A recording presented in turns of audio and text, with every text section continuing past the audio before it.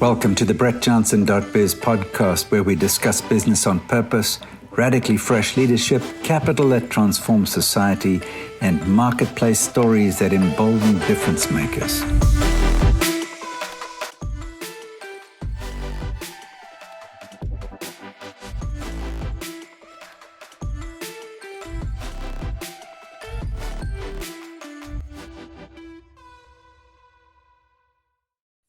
So I'm back with Elijah Lowe. We've been talking about AI and approaching AI in faith, and we just finished up the conversation. And then I said to Elijah, I would like to ask a question to AI. What is on God's heart for a particular city? And so, Elijah, you typed in a question over there. What was the question you posed? So I said, based on the Bible, what is on God's heart for Washington, D.C.? Yeah, so we picked a particular city. What's on God's heart for a particular city? And here, I think in the answer, you see the strengths, the weaknesses of AI. So what did ChatGPT say? It says the Bible does not specifically mention Washington, D.C. or any other contemporary city or nation. However, it does give us principles and values that God holds dear, which can be applied to any place or situation. Number one, justice. God is deeply concerned about justice. Numerous verses throughout the Bible, especially in books like Isaiah, Micah, and Amos, emphasize God's desire for justice and his concern for the oppressed and the marginalized. These would apply to Washington, D.C., where policy decisions can greatly impact justice and equality. Righteousness. God values righteousness. This means acting in accord with divine or moral law. Leaders and citizens of Washington, D.C., as with any other place, are called to uphold righteousness in their actions, decisions, and policies. Love and compassion. God commands his followers to love their neighbors as themselves. This commandment extends to everyone, including the citizens and leaders in Washington, D.C. They are called to show love, compassion, and kindness to others, regardless of their background or circumstances. Peace. The Bible frequently discusses the importance of peace. In a place like Washington, D.C., where political disagreement can often create division, the biblical call for peace is a significant reminder of the importance of unity and reconciliation. Repentance and transformation. The Bible also calls individuals and societies to turn away from sinful behaviors and attitude and to seek God's transformative power. This is applicable to Washington, D.C., as it is to all societies. Care for the poor and needy. The Bible contains numerous passages urging people to care for the poor, orphan, and widowed, and the marginalized. In contexts like Washington, D.C., policies and actions that care for the less privileged would be aligned with these biblical principles. Number 7, stewardship. The Bible speaks about the responsibility to take care of the earth and its resources. Therefore, it could be inferred that God's heart for Washington, D.C. includes stewardship over the environment and sustainable practices. In conclusion, while the Bible doesn't speak directly to Washington, D.C., it offers principles to reflect God's heart for all places and people, including justice, righteousness, love, peace, transformation, care for the needy, and stewardship of the earth. Fantastic. It's a pretty good response. It's a pretty good response. And, Elijah, if we had more time sitting around a table, we could unpack any one of those and we could say, okay, in this particular area, stewardship or care for the poor or justice, righteousness, what would be examples of good policies that would promote that, for example? And we could take this down several layers. So, yeah, a fascinating question. And I think it gives us a bit of a practical example of how we can use these tools to help us think quickly about future opportunities. So, Elijah, once again, thank you so much. Greatly appreciated. Thank you, Brett. Thank you for the opportunity. Right, yeah.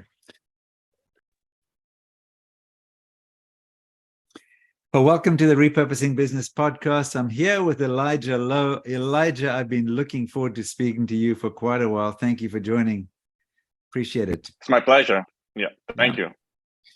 So, Elijah, I didn't actually know that AI was a big topic for you because I'd heard about you in the context of transforming cities and transforming communities where you've done some fabulous work over the last number of years. So tell me a bit about your background and what you've been up to for the last 5 or 10 years. Tell us a bit about yourself. So I grew up in a ministry home. My parents were church planters. We planted 23 churches. And so that's kind of my ministry background. My academic background really was in finance investment banking. marketing and management. But my technology background has been that I was very interested in technology from a young age. I started programming at 10 years old. And Wow. so, when I was in college, I was working for a research and development center in my university, where we were looking at all the latest technology and writing papers for the White House in terms of the impact of future technology on people Okay. with disabilities. So even when in university, we would get contracted by all the largest technology companies in the US to review what they're going to produce and write a report for the White House. So Very interesting. What years was that? Who was in that the was White House? between Is my question. that was the years 95 to 99. Okay, great. So Okay, yeah. fantastic. So that's yeah. So because that I've always had, and then I also have a technology company. Yeah. I own a technology company and we do software development and Yeah. stuff like this. So I've always had to be on, if you will, on the cutting edge Yeah. of technology. Okay. And so, and you know me more from my economic background because I was consulting for governments. Yeah. And and developing economic blueprints and stuff like this. Yeah. And usually, when they engage me, it's usually because they want to create another Silicon Valley. Usually, it's a technology-based economic plan.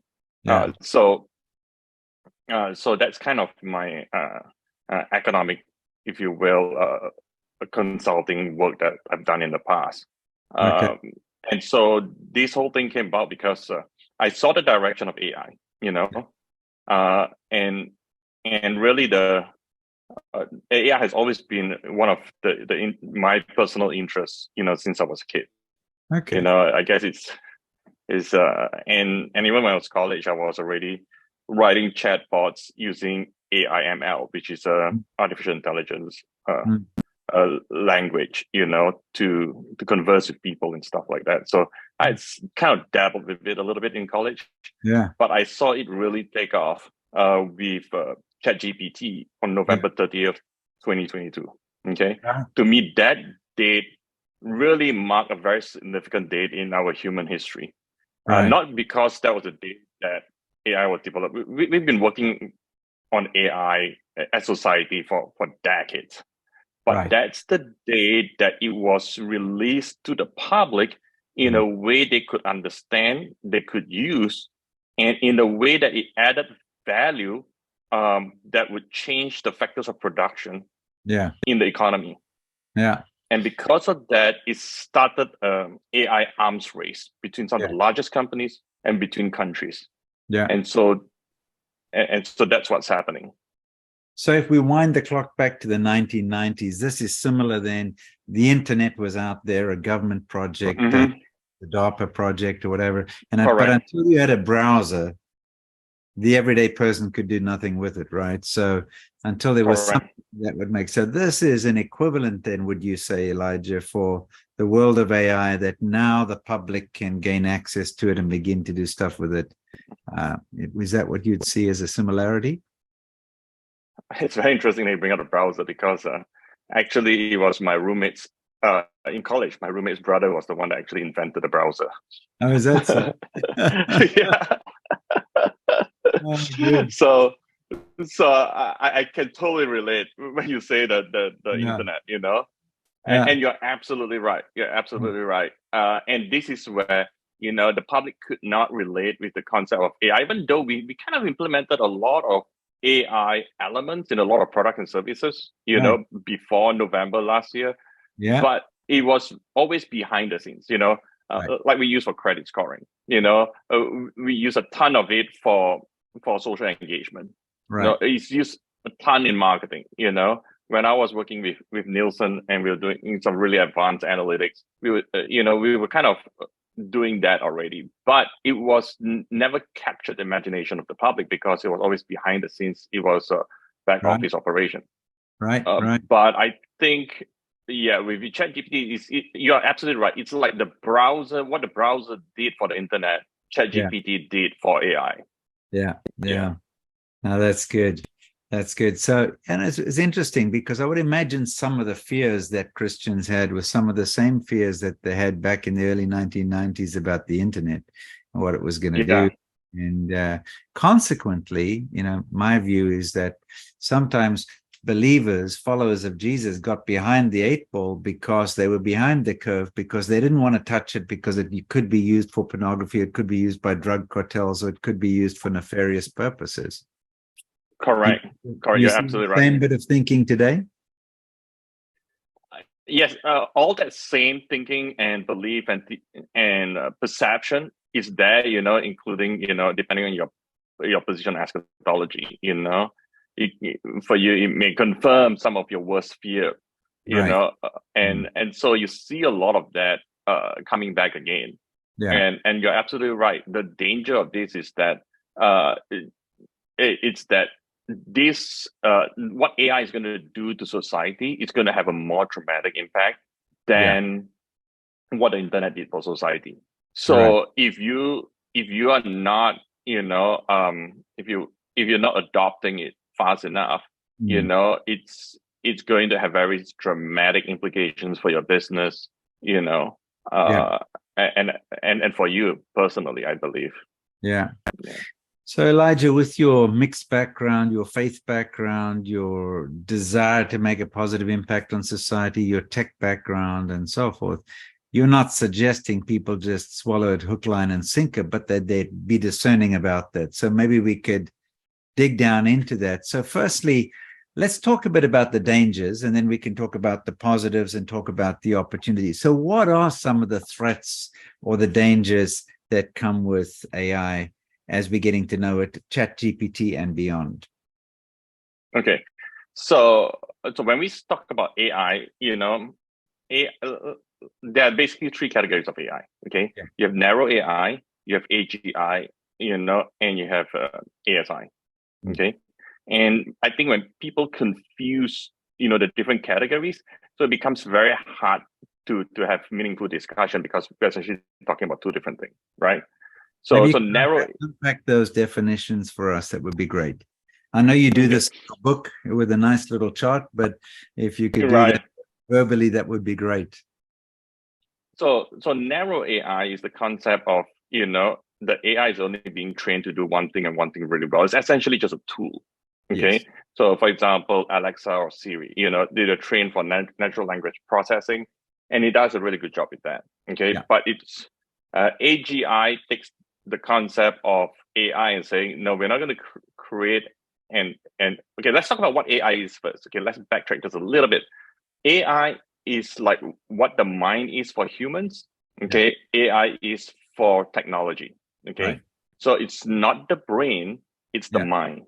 Right. Okay, so same concept. Okay, so AGI, the keyword in AGI is artificial general intelligence. The keyword here is general. The idea is that it actually behaves like the human mind, where you can use it and train it for anything, not for one specific task. Okay. Right. And right now, whether any company have actually achieved AGI, it's really speculative. Okay. Because if they did, they're probably not telling us anyway. Okay. And the company most likely to have achieved it would probably be Google. Yes. Okay. But for everything that's consumer level or in the production, what we call production, that's actually being used by people, it's all mainly narrow AI. Okay. Including ChatGPT. Okay. ChatGPT has a lot of semblance of an AGI, but in reality, it's actually a large language model is essentially a narrow AI. But having said that, everyone's racing to build an AGI. I think ChatGPT kind of gave everyone a taste of what a potential AGI could be. Right. Okay. And because of that, it's created this arms race. Okay, where you have all the largest companies and countries racing to be the first one to have superiority in AGI. Yeah. Okay, that's where we're going. Yeah. So just to unpack that a little bit, from what I understand, whatever was on the internet up until about 2021 or so, that's been assimilated, if you like. There's a bunch of logic and rules and so forth, and that with a AGI, technically you should be able to make inferences and predictions and figure out what this could mean given a general set of questions that are posed.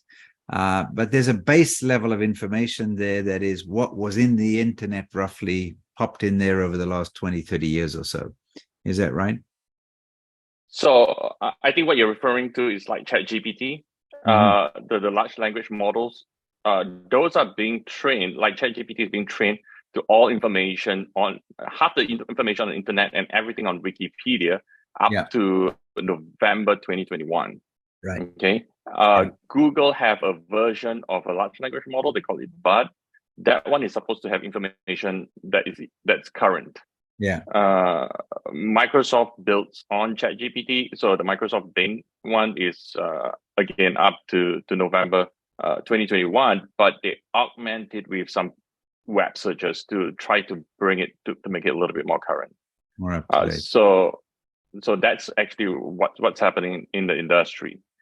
So you're right. Some of the models, have a little bit of dated information, but some of them are actually pretty current. Yeah. Great. Yeah. Great. So we got the general, the very specific narrow AI that is, doing a credit score or looking up a query or doing certain things with a bit of a natural language interface on the thing. You can ask Siri a question. If they don't know, they don't know, but generally they can get a bit of an answer. And then you've got the AGI, which is the general intelligence, which people are still shooting for, but at least, as you say, there's a bit of an arms race. So in the what's happened in the level of investment that's going into AI by the big firms, say 5 years ago versus today, Elijah? I think so. Let's talk about what happened in November when OpenAI released ChatGPT. Google, basically the CEO of Google issued what we call a code red. Basically, they're saying that this is going to absolutely wipe out our business. Yes. Okay. Now let's put things in perspective here. Google is a $1.5 trillion company.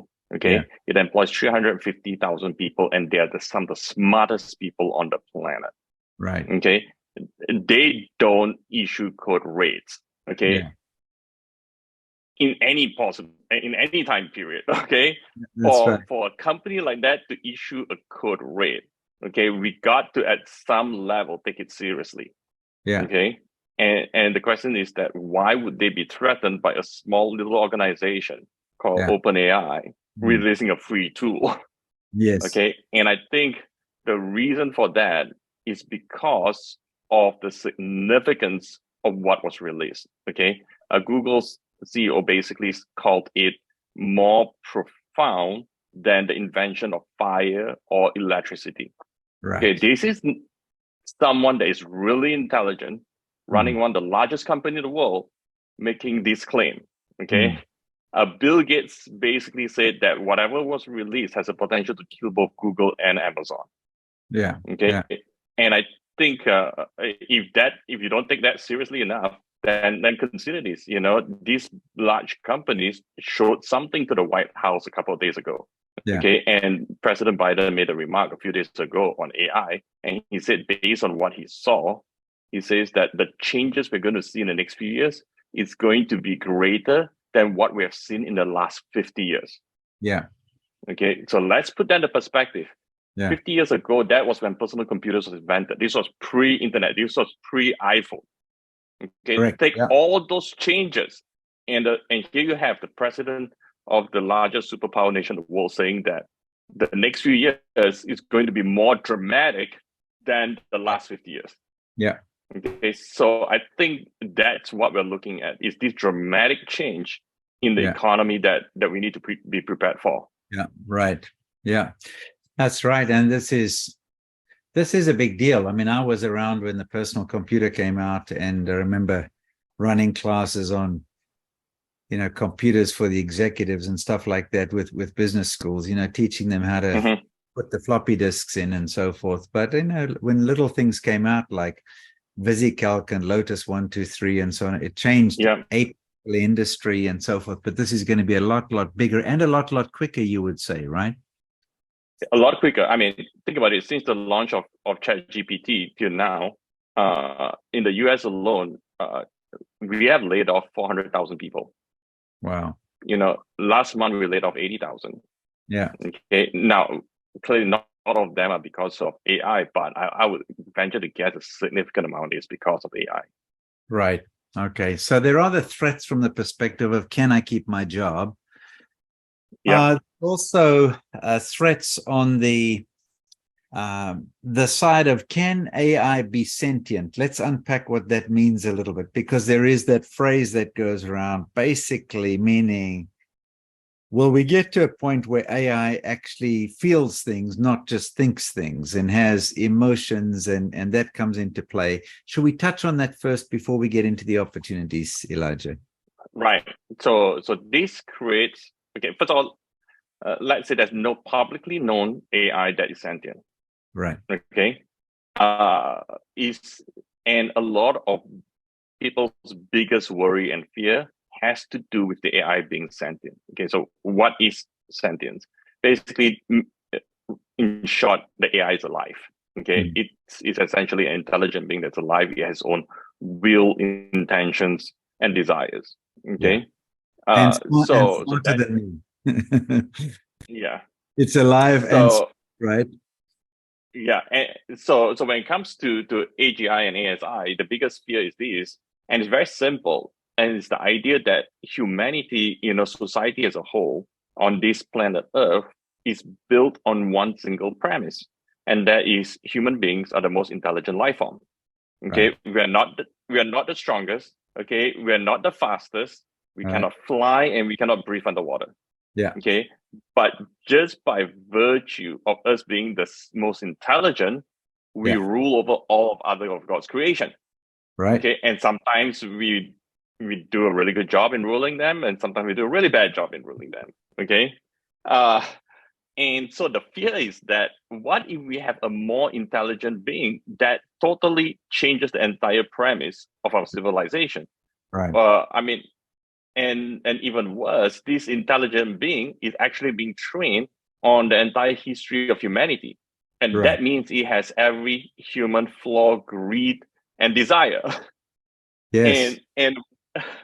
And what if you created this being that is more powerful than us, that has the same greed and desires? And, is it going to try to oppress us? Is it going to try to rule over us? What is it going to do to us as a lesser intelligent life form living on the same planet as it does? Yeah. So that is what we call the existential threat. It's really, really speculative, and you don't have any form of hard evidence to argue one way or the other. It's purely philosophical at this point. But that is what I think most people are most afraid of. And is that why somebody like Elon Musk and others, key leading figures at Google and so on, have backed out of the AI space and wanting to do something that's more an ethical AI, or a more not regulated from a legislative perspective, but from a philosophical or moral perspective? Is that where there's a concern? Correct. That is Elon Musk's main concern, because Elon Musk used to be friends with Larry Page from Google, and Larry Page's desire has always been to create a sentient AI, a digital god, if you will. Yeah. And Elon Musk, through his interviews that I watch, is basically saying that, there's a possibility of humans being wiped out as a species, and hence, and therefore that's his motivation to create XAI, another AI as a counter to what Google's doing. Right. So that's the thinking. Yeah, that's the thinking. So this is going to be, I think it's going to be interesting. We're going to see startups popping up that are trying to create a fairer, better AI with a cleaner set of data, a better set of philosophies, rather than just the history of humankind put in there, the good, the ugly. Yeah, very interesting. Which takes us a little bit, Elijah, have you seen people, when they talk about training your own data set and training your own AI, for example, right now I'm fooling around with Descript, which is a product where I'm uploading my own voice so that I don't have to do audiobooks, because people have told me they want audiobooks, but I don't want to spend hours and hours, reading my own books. Right. Bad enough writing them, but I'm getting pretty close. I'm getting pretty close now. I mean, it has me speaking a little bit like an American, but I think I can fix that.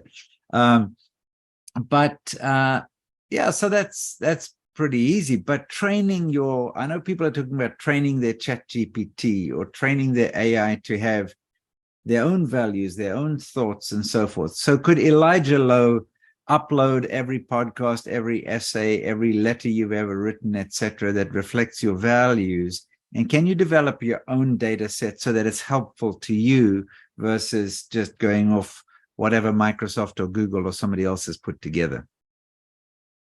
Yes. So first of all, there's a huge variety of AI, even within the LLM space, that you could easily use for that. For example, Facebook, has released their source code for their large language model called Llama. Now the latest one, Llama 2, which basically says, here's the entire code. You can use it to train on whatever data you want to train it on. Mm-hmm. So there's, so more technically competent people can just basically create their own chat GPT, if you will, based purely on their own data. And then that's one extreme. And then on the other end of the spectrum, you have people like ChatGPT who's saying that, hey, if you're going to train your own data, you don't have to try to grab the entire internet, retrain it. Why don't you just add your own data to already pre-trained model, so that's a model that would have additional stuff that's just your own stuff. Elijah, so you have a variety. Yeah. Okay, when you hear ChatGPT saying, "Oh, just add your own data," does that make you worried now that they've further embedded into your world and they know more and more about you? Does that give you hope, or does it make you cautious?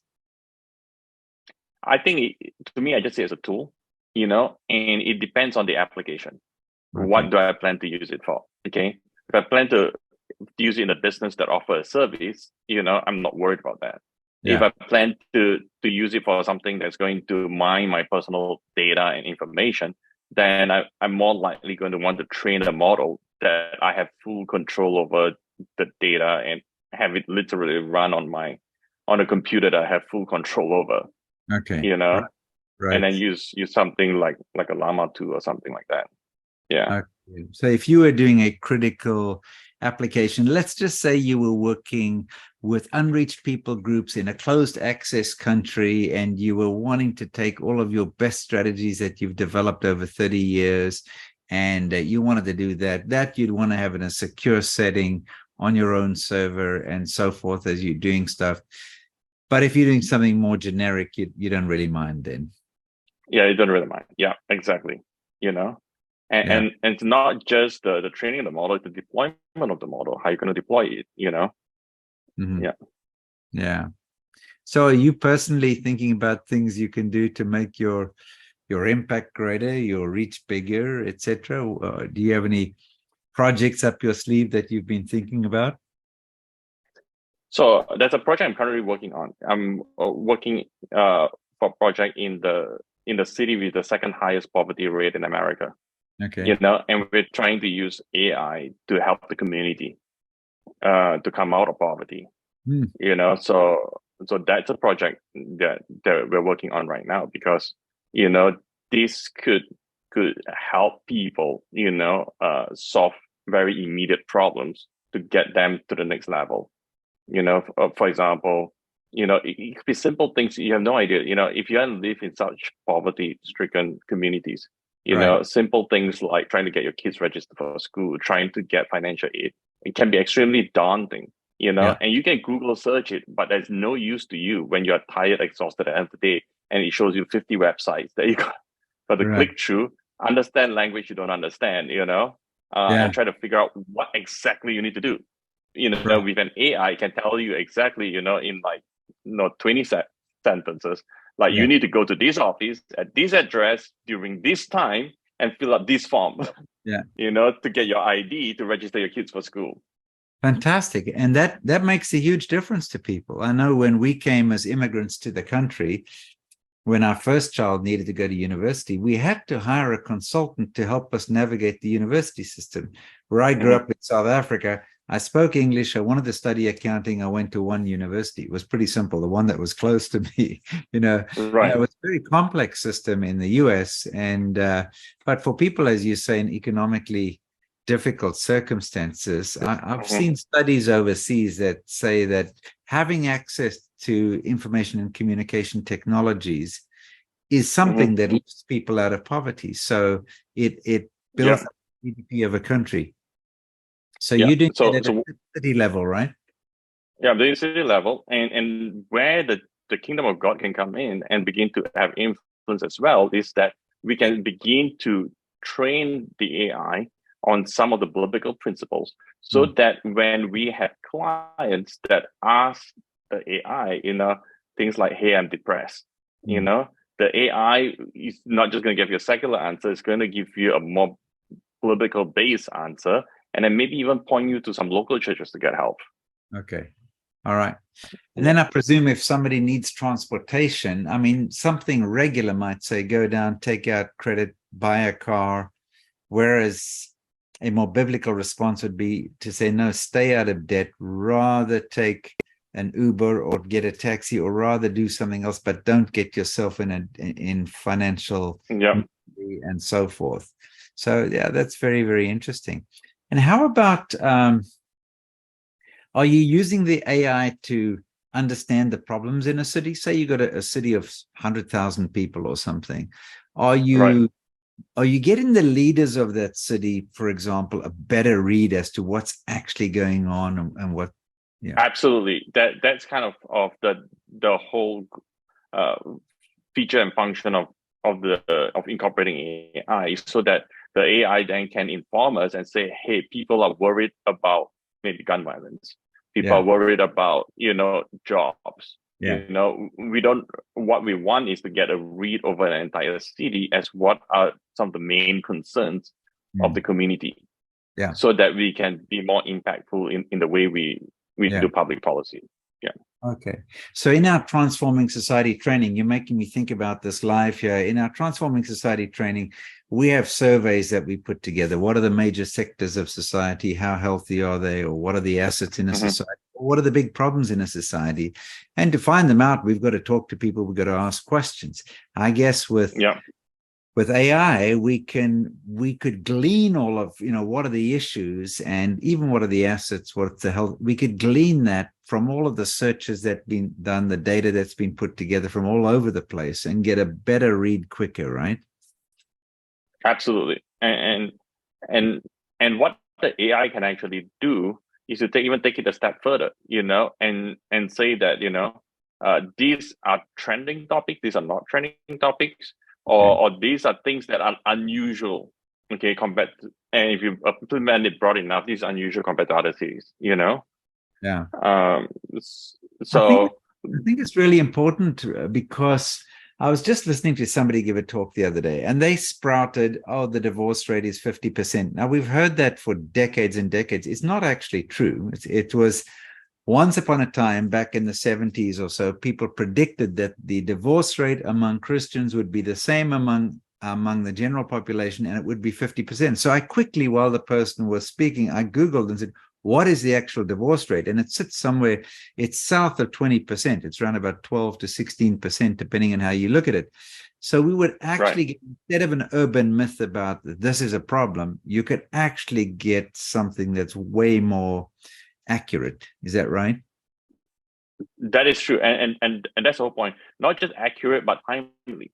If you're leading a city, do you want to engage a large consulting firm, design the surveys, execute on the surveys, create the insights, creates the report. By the time you get it, it's 1 or 2 years later, or do you want to be able to have a sense of the pulse of the city? Like, people are worried last week, and within hours, about it, allows you to, to address it right away. Yeah. It's very interesting. There's been the situation in India, one of the provinces in India in recent, well, it's been back to March, but it's only surfaced in recent weeks, the violence against Christian when certain videos surfaced. So do you think there's a way for us as believers to get a more immediate read on areas and then drive greater transparency? Would that be a next step where you can say, okay, these are the real problems in your city, or the real things, or the really good things that are happening, and force greater transparency more quickly, Elijah? Is that a possibility?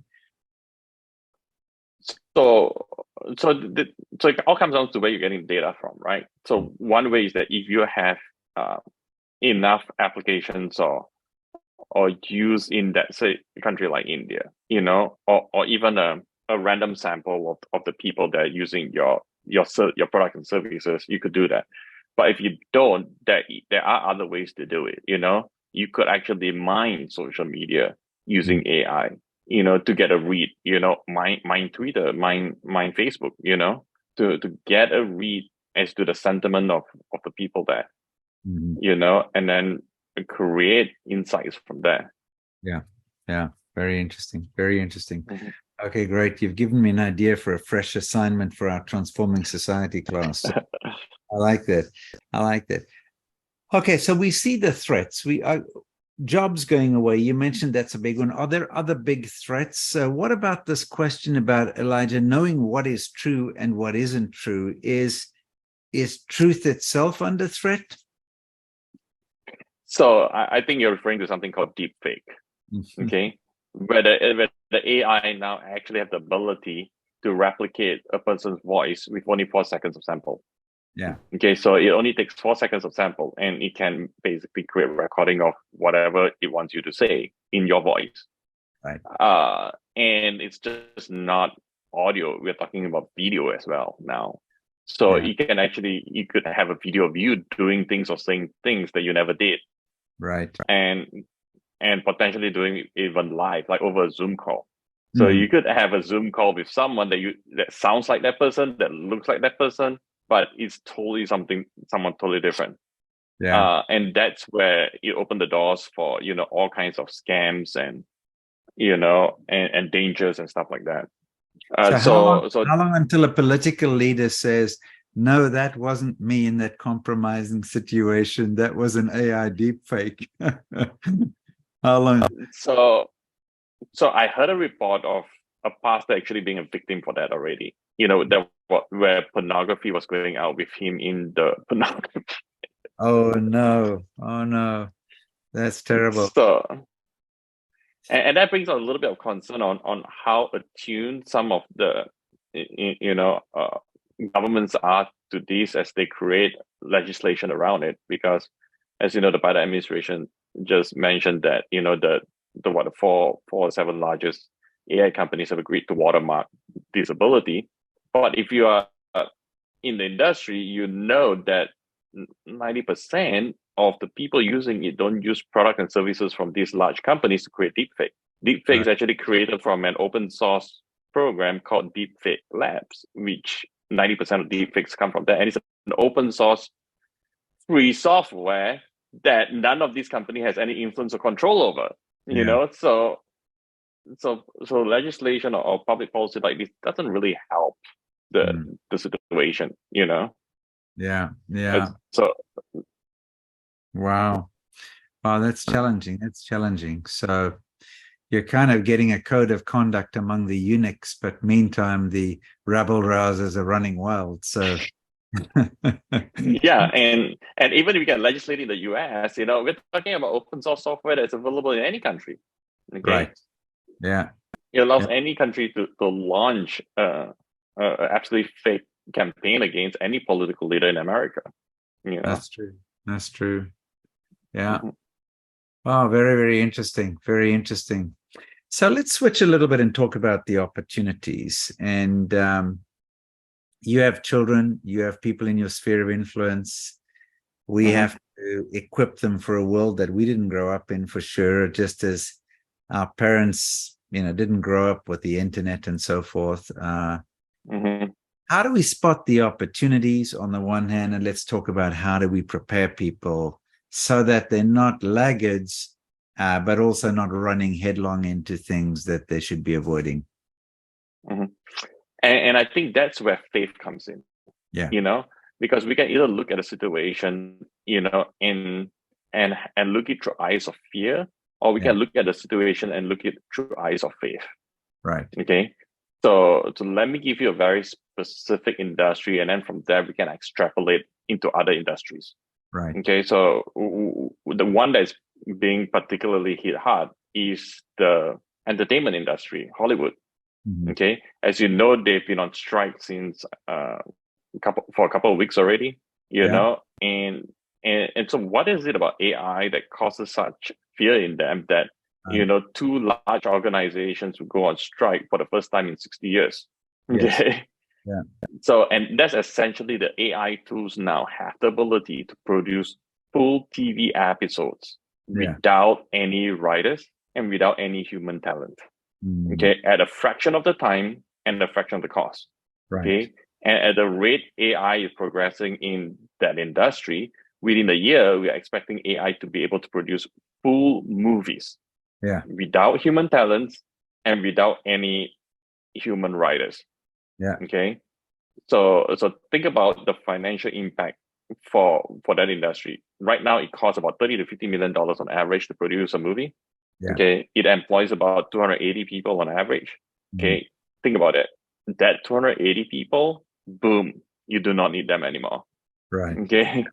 The $30 million, maybe a fraction of that now. Yeah. Okay. Yeah. So hence the reason, and that's so if you look at it from eyes of fear, especially if you're working in that industry, you go, oh my gosh, a lot of us are going to lose our jobs. Right. Okay. And so you react out of fear. What you're going to do, you're going to ask for a ban of AI in your industry, which really, if you think about it, even if you win that, is that a really good thing or bad thing for you? Because there's going to be countries around the world who's not going to ban it. So if you only can ban it over the entire US, that just puts your entire industry behind the 8 ball, while other countries, are going to go move way ahead of you. So but then if you don't do anything, if you don't fight it, then you're going to lose your job. Okay, so it puts a little. I mean, there's some real reasons for concern and fear. The fear is legitimate. Okay, no one's screaming the sky is falling without the sky actually falling. Okay, right. So the fear is legitimate. Okay, but let's look at it through eyes of faith. Okay, if you look at it through eyes of faith, especially as a Christian, what were some of the biggest issues or problems that we faced in the past of trying to create Christian movies? The budget's too much, $30 to $50 million. It employs 280 people. Okay, and we don't have that number of people to produce those films or something like that, right? Now, all of a sudden, we can produce Christian movies and Christian TV shows at a fraction of the budget. Right. Right. This is the eyes of faith. This is the opportunity. We can tell stories of hope. We can tell stories of redemption at a fraction of the budget, at a quality of a $30 to $50 million movie. So why wouldn't we go and start doing that?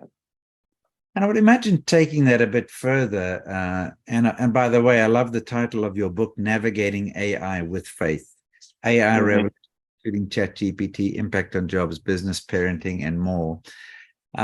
So I appreciate looking at it through the eyes of faith. So if we look at it through the eyes of faith, there are actually plenty of people in the Hollywood world, writers, people doing post-production, et cetera, who don't get their fair share of the pie in Hollywood. In other words, the Hollywood executives get disproportionately more than the writer writing a series of TV. So this creates an opportunity for virtual studios, people to be able to start up businesses, new and take their skills, redeploy their skills without just being a small cog in a huge machinery of Hollywood. So if you're a writer and you're getting laid off, why fight AI, and its introduction to your industry? Why not leverage it and become your own studio? Why not produce your own films, produce your own TV episodes? So this gives them the opportunity to actually do that now. Yeah.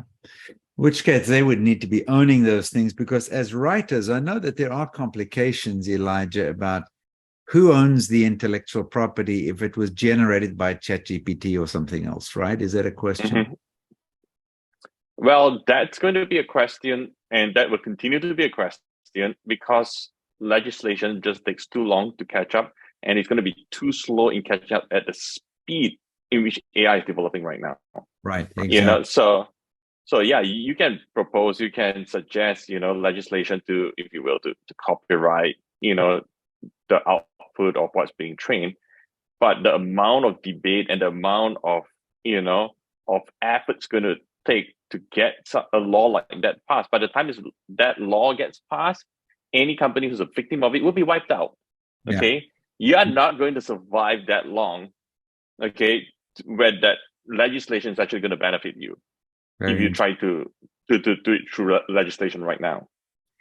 So legislating your way out of it is not a solution. Being fearful is not going to be a solution. You're going to have to tackle this with faith and then figure out what are the opportunities and how do I get ahead of the curve on this one? How do I catch the wave, not argue about the fact that this is a terrible wave and it's a bad thing? Is that what you're advocating? Right. Yes. So I'm advocating it on two levels. Okay. First of all, to look at it through eyes of faith and look at it as an opportunity to dramatically improve the world.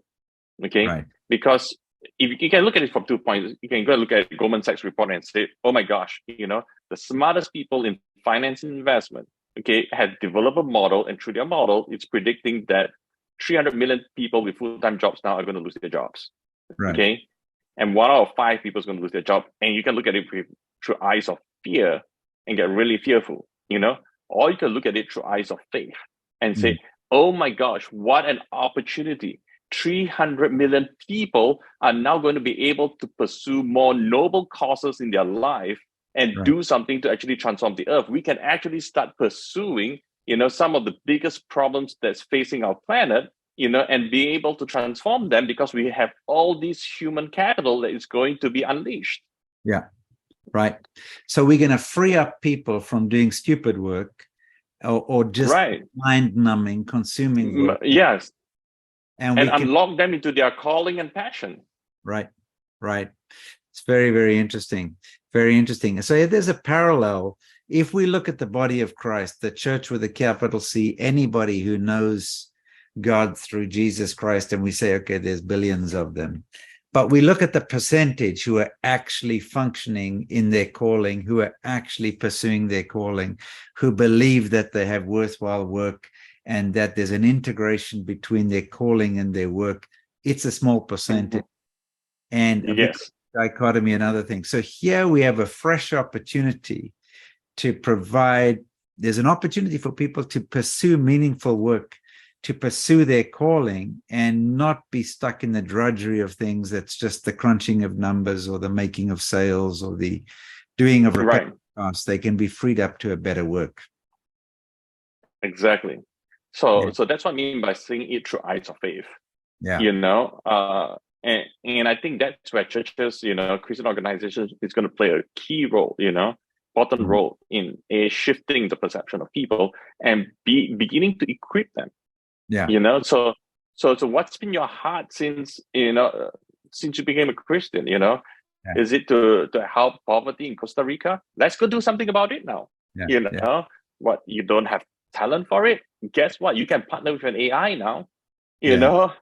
Yeah. You going to have an unlimited supply of some of the smartest people, to work on any problem of your choosing. The AI essentially is going to, unleash this scalable intelligence for you to solve any problem you want. Okay, fantastic. So let's just go back to your work on the economic side, helping, underperforming cities, for example, with their huge issues, their challenges, and so forth. So if you were to say, now doing what you did 5 years ago, but now you're going to do it armed with AI, how would you approach, say, if a city called you up, the mayor of a city, and said, Elijah, I heard about you, and can you come into inner city Detroit, or can you come into, a city that's messed up? I won't name the cities just because some people love their cities, but if they come into a messed up situation, how could you tackle it today? We touched on this earlier, but what does this do to your timelines? What does this do to your ability to mobilize other people? Or how would it be different today than you've done it in the past? I think definitely let's talk a little bit about city transformations, right? Yeah. There are two ways to approach it. One is that let's figure out what the biggest problem of the cities, let's try to fix those problems. Let me put it this way. Society seldom progress by fixing problems. Okay. Right. You can make progress that way, but it's a very slow progress. Yeah. The cities that make bigger progress are those that are built on aspirations and not fixing problems. Okay. And the Bible do and assets, or just aspirations? Aspirations. Okay. Aspirations is what, and the Bible do produce a model for that aspiration, on what a city should be, Right. what would a glorious city look like, and if we look at it from an aspirational standpoint, okay, and then we go into a city and with AI now, we can say that, you think that these problems are big, but what if we can unlock an unlimited amount of intelligent agents, if you can think about it that way, to help not solve the problem, but to help the city reach that aspirational goals. Yeah. I think it's better to focus a city on aspirational goals and then solve problems along the way than to focus the city on the biggest problems and try to solve it. Because solving your biggest problem is not going to attract people to your city. Correct. Okay. Populations and communities and civilization has always gravitated to the place not with the least amount of problems, but the place with the most amount of hope. Yes. Okay. Yeah. That's why the Americans moved from the east to the west. It wasn't because the west had less problems. The west had worse problems. But it had bigger hopes. A chance to find gold. A chance to build a new community. So that's what I think. Especially on city level. You need to create an aspiration of hope, and then you use AI to help your community reach that aspiration, and along the way you solve some problems. Yeah. Very good. Very good. Yeah, I like that. So can you use AI to solve the AI problem? So can you be asking AI, okay, what's going to give me the most hope in the future? I'm a 50-year-old man. I have so many kids. I have got a background in finance and economics and technology and so forth. What's my most hopeful future? Could you be asking purpose type questions or future type questions? I've never tried that, but actually I can try right now if you want. Yeah. Let's try it right now. Okay. I'm going to go to ChatGPT. Okay. I'm going to open that up. Okay. And let's write the prompt. Okay. Let's say I am 50-year-old. Okay. With what's the background? What skills or talent do we have? Economics and technology. Okay. And economics, technology, and church planting. Why don't we throw that in? We'll throw a bit of your parents in there as well. Yeah. Okay. And church planting. Yeah. Skills. Okay. What is my most hopeful future? Yeah. Most hopeful future. Okay. And I'm putting that in the prompt. Okay.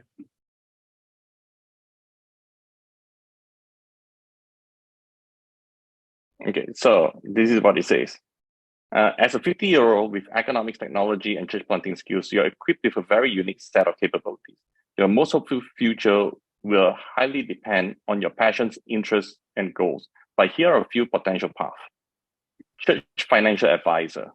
Using your skills in economics and understanding of church dynamics, you could serve as a financial advisor for religious institutions. Many churches need guidance in managing their finances effectively, making investments and planning and future growth.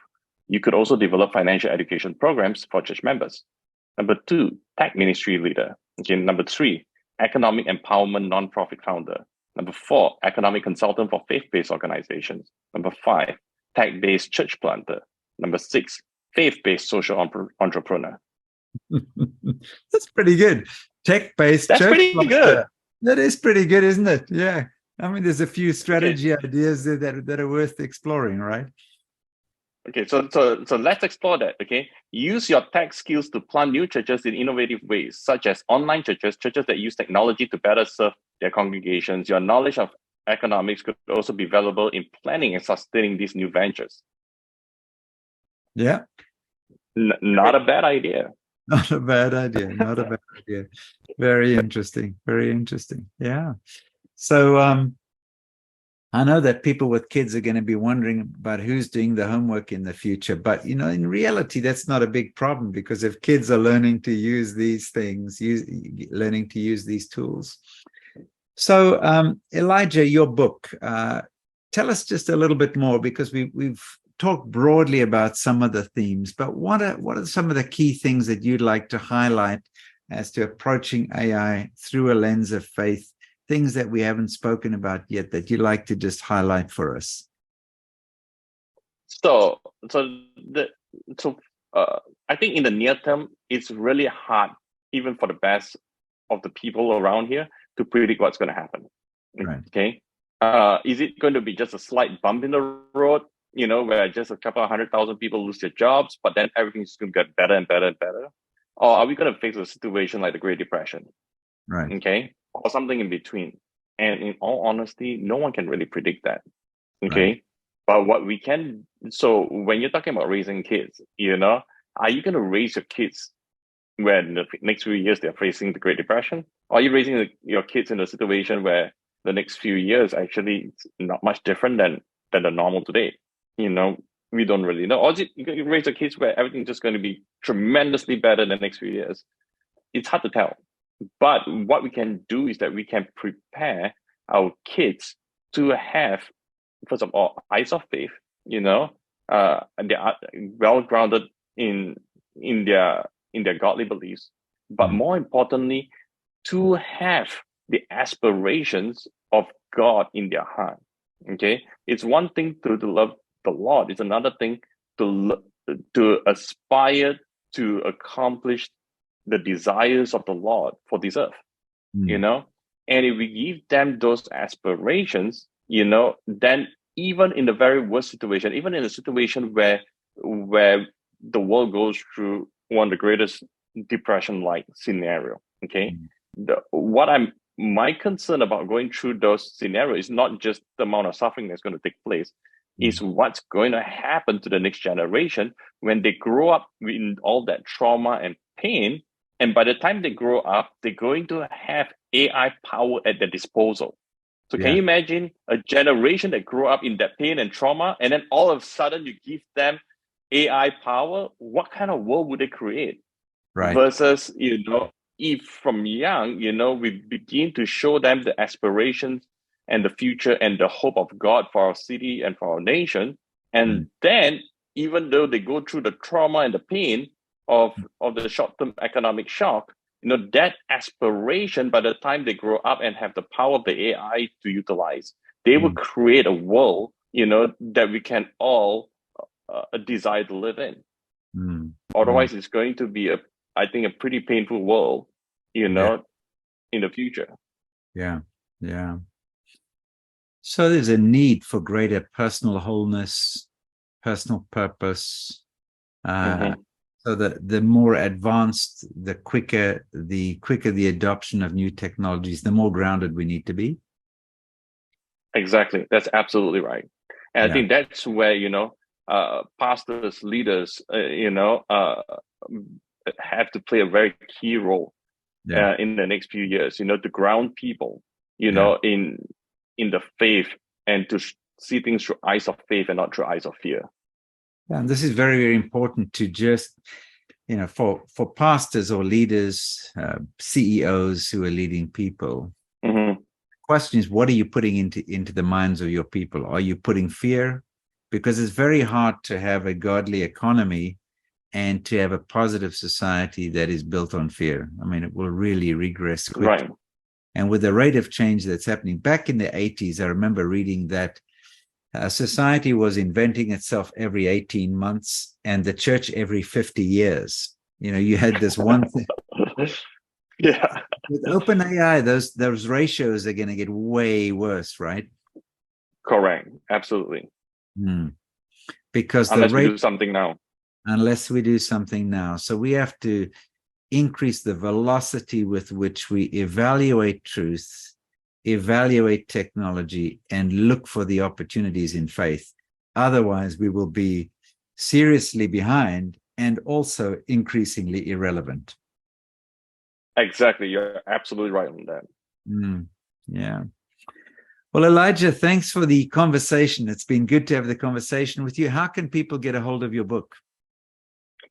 It's on Amazon, both on ebook format and on Kindle. You know, just type in "Navigating AI with Faith." You know, I'm also on Facebook and Instagram, so I'm reachable. Good. I just typed in Elijah Lowe with a W, AI, and you get it right there. It's the first thing that pops up, so that's fantastic. Elijah, thank you so much for being with us. I greatly appreciate it. Any final words from you? Any final thoughts? I think this is the moment that we could potentially see, you know, a renaissance of the faith. You know, where people is going to realize that, you know, our faith is going to be the light of the world, you know, in the years to come. So those will be my final thoughts. Fantastic. Well, thank you so much for ending on that hopeful note. Very positive. Elijah, appreciate you and trust that the book will do well. And when you get to the second edition, which by now should be written with AI and coming out in about 3 weeks, probably. As things unfold, seriously, as things unfold and you begin to see fresh applications and so forth, reach out and we can have another conversation. Sounds good. Will do, Brad. Really appreciate the time and really enjoyed speaking with you. You too. Thank you.